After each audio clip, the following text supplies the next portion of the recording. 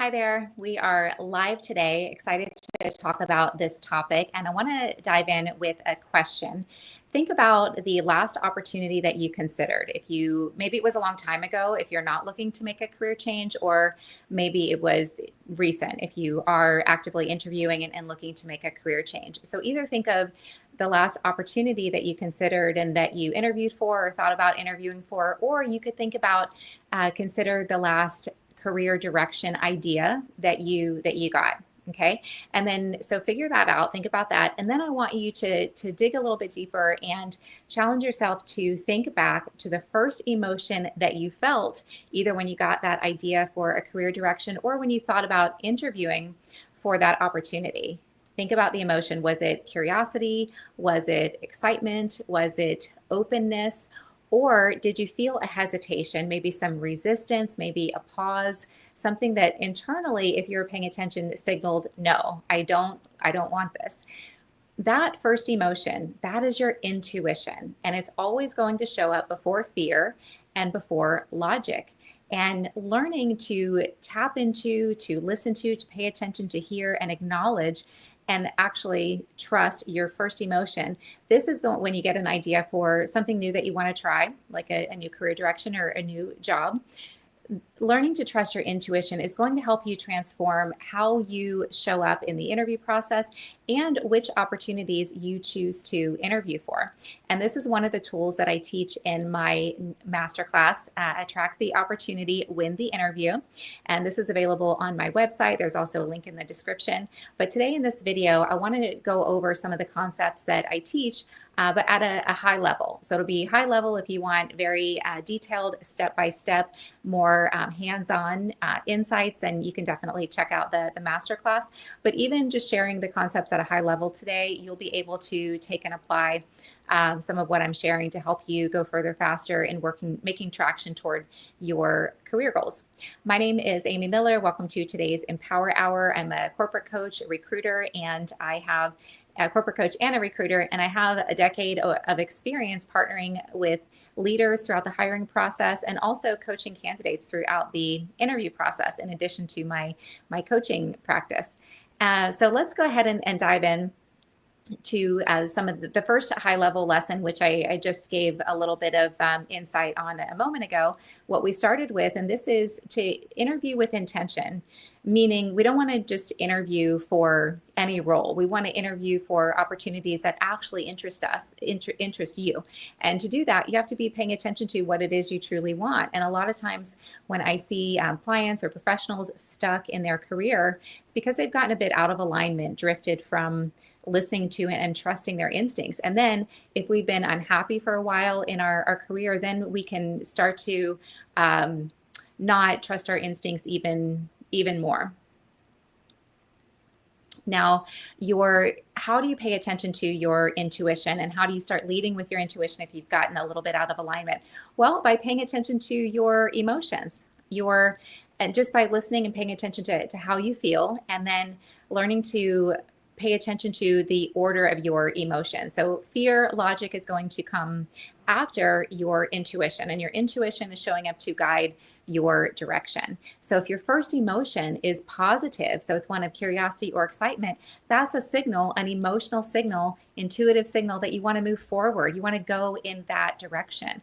Now, intuition is not going to your intuition is not going to map out your entire path, but this is why and where we often get stuck. And when we don't take that first step, we're never going to see the second step. So you want to first acknowledge your intuition and pay that emotion some attention to help guide your direction. Do you want to go toward, or do you want to go away? And your time is valuable. Even if you're actively looking for a role, you don't want to spend your time interviewing for opportunities that don't align with what you truly want.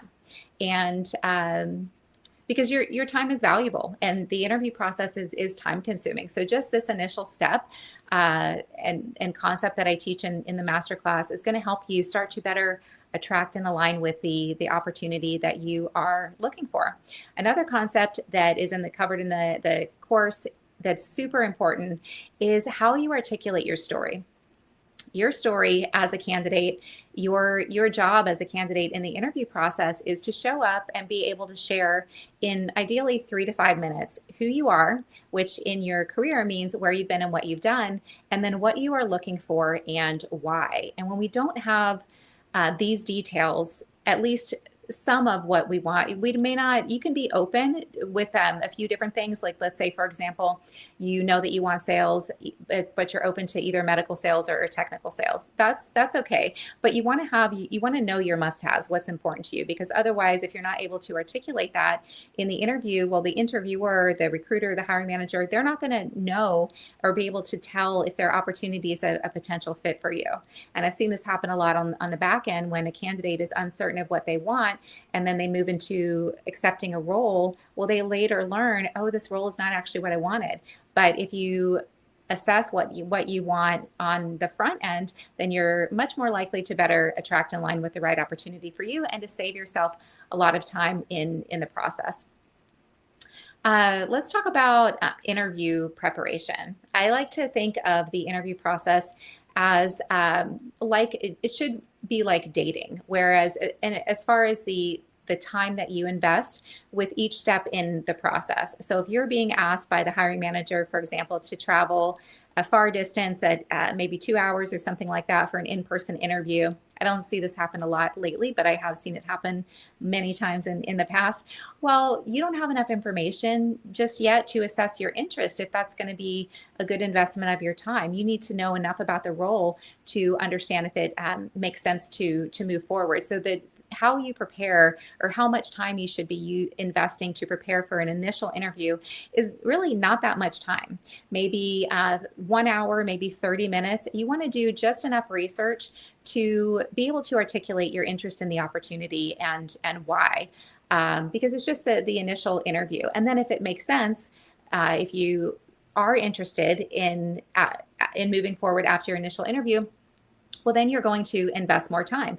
And the same is true for the hiring manager. So do enough high-level research to better understand if you are interested in the opportunity and why. Make sure that you've got your resume cleaned up, ready to go, current. And then I also recommend brainstorming, preparing a few STAR examples to speak to your past wins. And the STAR format is a great format to use because it lets the hiring manager know not just what you've done, but how you've done what you've done. And that's the important part in interviewing, the part of your story that the hiring manager wants to know. So that is situation, task, action, result. And brainstorming a few of your past wins with this framework is also going to help elevate your confidence going into the interview. So it really serves two purposes. And how do you stand out in interviews? This is often a question that I get from clients. Well, what sets you apart, remember, is not being perfect. So much of the time, the ideal candidate that wins the role checks some of the boxes, not all of the boxes, and they're still the candidate that wins the role. So you want to be yourself. That is what is going to truly set you apart. That's the number one way to differentiate yourself, is to be yourself. So know and be ready to talk about your strengths. Bring your energy to the interview, and be clear on what it is you want. And what are some other ways that high impact ways that you can better stand out in the interview process? Well, you can create a 30, 60, 90-day business plan. This is sometimes a requirement in the process, but only do this when it's appropriate. If you don't have enough information for a 30, 60, 90-day business plan, for example, to be a valued resource to help you prepare in stepping into the role, then you maybe don't want to create one. But that's one thing that you can do just when it makes sense. I love the Why Me presentation. And these are proactive assignments that you can give yourself, even if they're not required. This helps set you apart and go above and beyond in the interview process. And what I love about creating a Why Me presentation is it elevates your confidence, and it also helps you practice articulating your wins. Maybe you had some successes, maybe you had some past experiences with undesired outcomes, but maybe you learned from it. And so by putting together a presentation about why you for the company, why the company for you, and brainstorming on some of your past achievements, you're going to be ready and more prepared to speak to why you're a good fit, and your confidence is going to be elevated because you will have just reminded yourself of all of your achievements or some of your achievements. So this is also a great way to boost your mindset on a day that is maybe more of a challenging day for you. So many reasons to create a why me presentation. I want to talk about self and social awareness. This is very important in the interview process. A hiring manager is thinking, or should be thinking, how you do anything is how you do everything. So you want to be aware of how you are showing up in the interview, and you want to be aware of the hiring manager, the interviewer's time, for example. So what does self-awareness and social awareness look like in the interview process? And how do you work to improve and elevate your awareness? Well, you start paying attention to your emotions so that you can better understand yourself. And the better you understand yourself, the better you can understand others. So that's how you can, one way to help to start working to elevate your awareness, which is very important and a desired trait by hiring managers. So what does it look like? Self and social awareness. What does this look like in the interview process? Answer the question that is being asked. Stick to the question. A lot of the times candidates will maybe overshare, maybe speak to a question that wasn't asked. And this creates more work for the interviewer, whether it's a recruiter or the hiring manager, where they have to go back and ask the question a different way. And it eats up time in the interview. And then sometimes the time allotted for the interview runs out, and the recruiter or hiring manager doesn't have the information that they need to understand if it's a good fit to move forward. So then it means that you probably won't get moved forward. Also, you really want to practice active listening. And what that looks like, or can look like, is to fully listen and stay present. I understand it can be challenging when we feel a little bit nervous, especially in the interview process. We've got some stake in the game. We want to moved forward. So we can start to get in our heads and think about what's the answer that they want to hear to this question. What question was I going to ask? I forgot my question. What are they going to ask next? But when we start to get in our heads, then we're no longer present. And when you're not present in the interview, then you can't create a connection. And connection, this is the main point, the main thing that you want in an interview.